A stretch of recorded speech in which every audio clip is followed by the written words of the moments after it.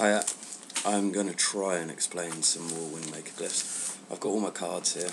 They're all on they're on acetate, so I turn them around. Just get confused with being inside cyberspace and outside cyberspace, mirroring them. Anyway, we'll try a few explanations. The human instrument. Essentially, there is only one man and one woman. They both have many faces. This glyph shows the archetypal attempt for a man and a woman to embody the man or the woman, and also forbear or hold back from the faults within mass humanity as they try to identify themselves in union, away from all the universe except through their love for each other.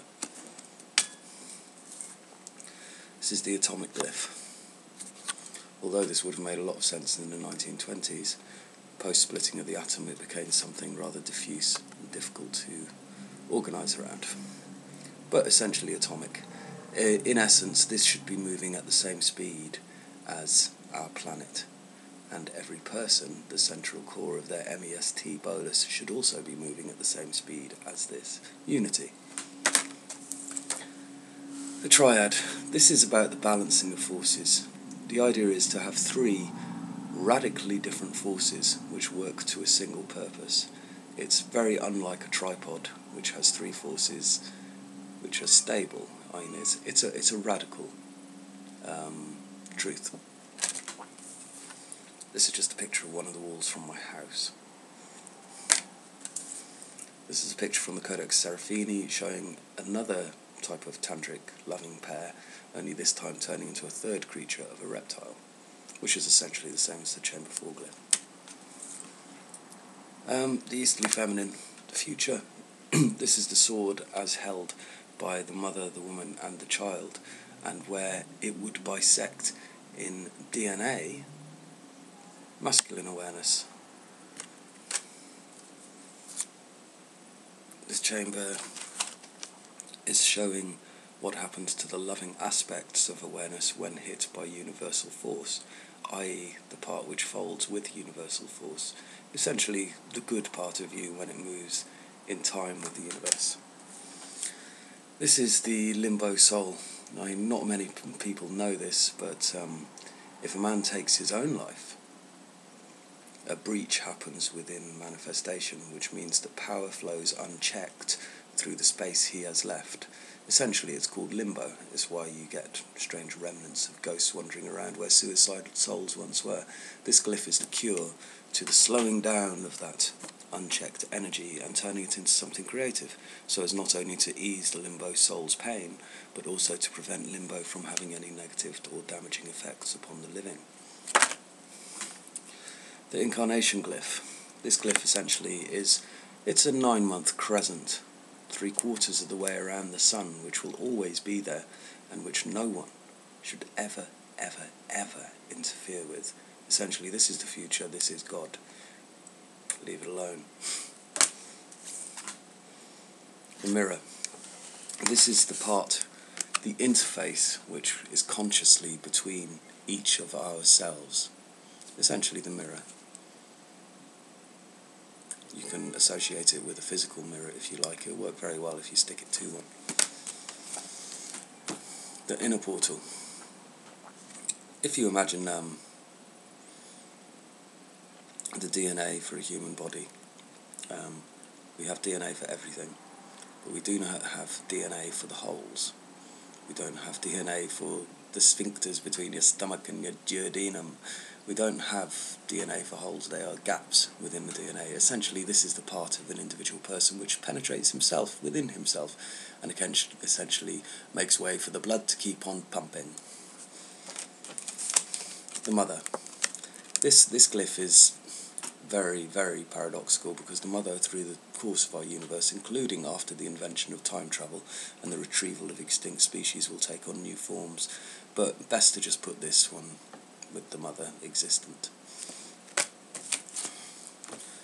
This is a soul mirror, a different mirror to the one before, because if you can imagine, there are parts of yourself which does not recognise others when you should do, and overextends through judgment or regret or mistruths or half-truths, this part will essentially guide it back into your own back. It's basically a picture of a dartboard on your own back, or a description of if you had a telescope powerful enough you could look all the way around the entire world and see the back of your own head.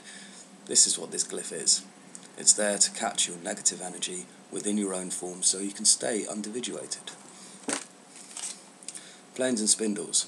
This is the rack, the pinion, the spindle, the pivot of the three rings, the potter's wheel, the axle of the car, anything, machinery which works on a wheel or spindle principle.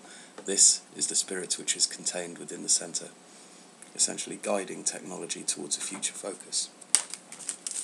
Universal power. You can describe this as an underwater snail shell with a little bubble of air on it, or an out-of-water snail shell with a little droplet of water on it, or you can describe it as a universe with stars colliding. Essentially it is the microcosm, the macrocosm, and the natural force that is contained with it. It does have three elements in it, but I'll explain those at a later date. The adjustment of the chakras through geographical movement on Earth. Essentially every step we take this lifetime is recorded. Every time our legs go like this, our root chakra is adjusted. This picture impacts our root chakra and essentially records the pathways we have made, and this includes the intent we have used going through every door we have ever been through in our life, whether running towards or away. Justice. Again, a bit like a pivot.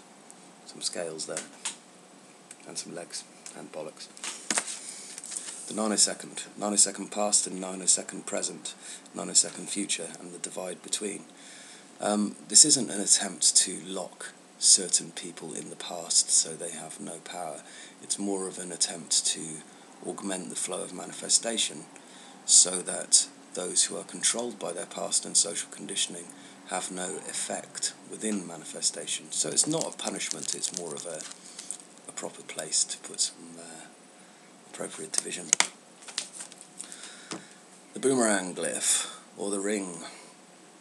Essentially, I don't know if you've ever remembered being at someone's house and thought how, and someone who's never been to your house, for instance, and thought how unfair it is that you can remember being in their space but they cannot remember being in yours. This glyph is sort of that, the sort of balance of that, because your memory is invasive, because it is part and parcel of the way our world works.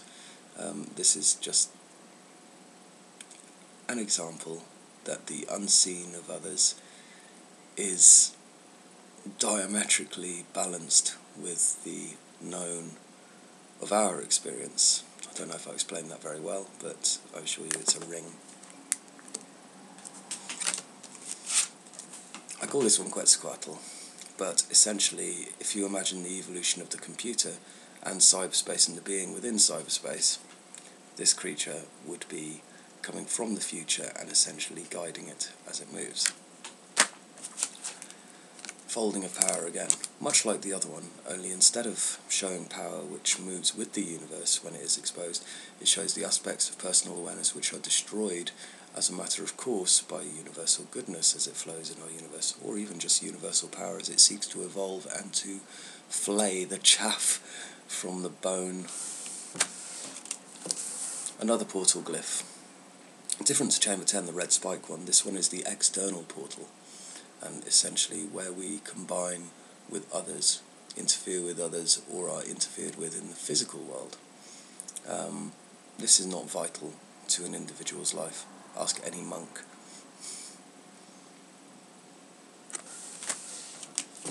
This is a combination of the glyphs which I put together on a Photoshop style program and warped with a mesh warp tool just to show my own concept of the tensions between the glyphs in the web of life. This one I call the heterosexual call for union. It essentially shows both the male and the female in isolation, calling for a soul partner. Closely linked to this picture, Chamber 4, which shows two soul partners together. Now what amuses me about these two is that I believe that this circle here is turned upright to make this spike in the background here, essentially showing how when a true heterosexual couple are together, they become free of the mass male call for sexual partnership, and also free for the mass feminine call for sexual partnership as they seek totality with each other. This is the territorial glyph. This essentially is pretty much purely, it belongs to the man protecting his territory and to the mother protecting her children. It's not really a very good glyph to be expressive with or to over-empower. If anything, this is the one glyph which any knowledgeable person would be working around with principles of Zen in order to limit its effects. This is more one of the remnant imprints within the human style which needs addressing consciously in order to personally evolve, or civilizationally evolve if the trigger can be found. And finally, the feet of the hierarchy. Essentially it looks like an angel's feet, and anyone who's very, very arrogant will try to imagine that they are standing in such a cloak at a toga party and they have a head like a wingmaker, but unfortunately this is the plateau of the hierarchy. There is nothing above this picture. I cannot see the face of a god, and anyone who tries to transplant themselves into a position of having a face like a god is the hierarchy, and arrogant to boot. Okay, so that's all of them really. I mean, they're done on plastic, and they've got bits of other bits of artwork interspersed amongst them, just to give them some personal grounding. I've got to say, I do like mixing them with one or two other glyphs. Like, I'm very pleased with the Codex Seraphini's representation, as it seems to me to be particularly relevant. In fact, I would say that these two glyphs are identical. And there's probably a couple of other comparisons I could make.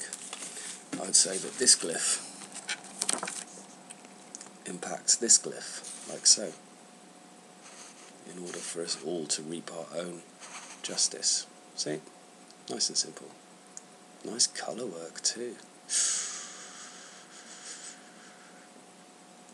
Whop!